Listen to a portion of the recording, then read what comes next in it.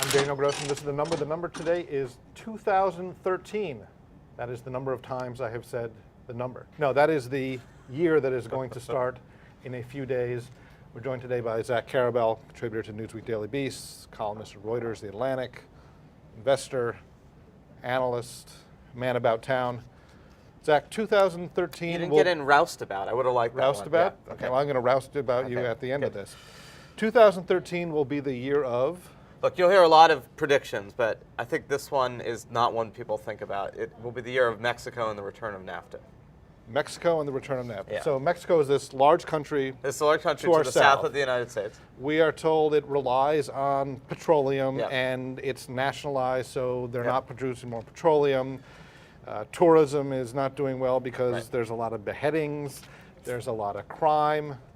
So you got a new president who just got sworn in at the beginning of December, and you have the same trend that people have been talking about of some of the return of manufacturing to the United States is also a revival of manufacturing in Mexico, which is a huge deal, not just for Mexico, but for the United States. In terms of, in the 1990s, we always thought Mexico was going to be what China actually became, the low-cost producer for American industry. Right.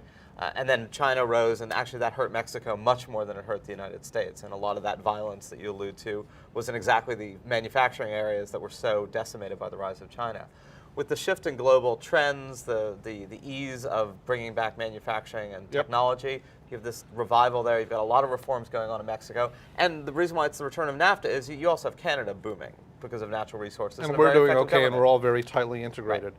One of the things I think most people do not know about Mexico that its budget situation and its currency and the interest rates it's pay on its debt is actually quite good. Yeah.